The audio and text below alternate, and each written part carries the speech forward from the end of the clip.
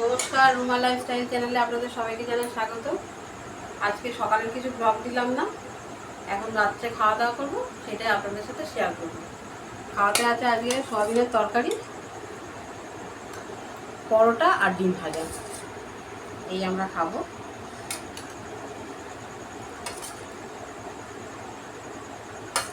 সোনা কি খাবি? আলু দিয়ে খাবি? আলু দিয়ে খায় আর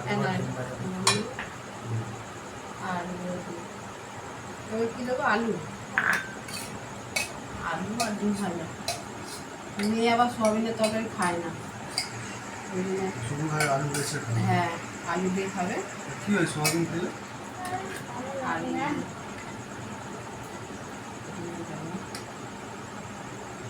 দেখ, ঠিক আছে। তুমি খাবে তো ডিম?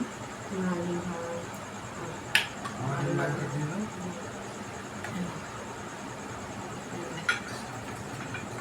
এটা মানে এটা সোনা, এটা আর ছেলে খাবে একটু পরে। এখন আমরা খেয়ে নিই, হ্যাঁ, তাড়াতাড়ি খেয়ে নাও, বাবা দেরি হয়ে যাবে। দেরি হয়ে যাবে। এর মধ্যে নিয়ে তুলে খাও। খাই আমি। হ্যাঁ, খাও। বাবু তুলে একটা আলু রেখেছে। হয়ে যাবে তো বাবু? হ্যাঁ, অনেকটা আছে, এটা খেয়ে থাকবে, তোমার লাগলে বলবে। অনেকটা আছে।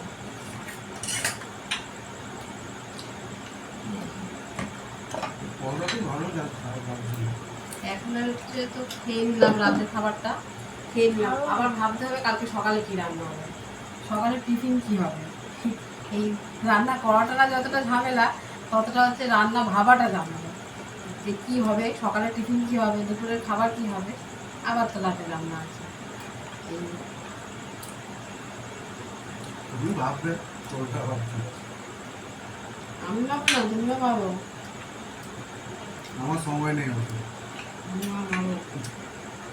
বলো আমিও ভাবতাম সকালবেলা দুদিন হবে। কি ভাববে? একে ভাবে দাদা। বাবু বল কালকে একটু খাওয়া হবে। দাদা তো ক্যামেরার পেছনে।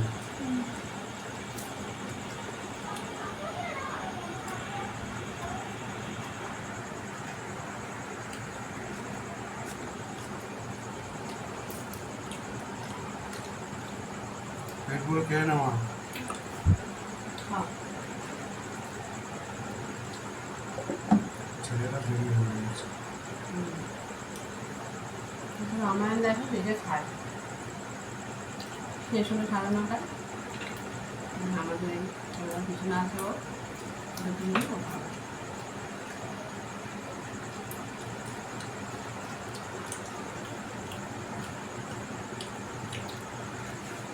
মোটামুটি নরম হয়েছে। আমি ময়দা মেখে দিয়েছি।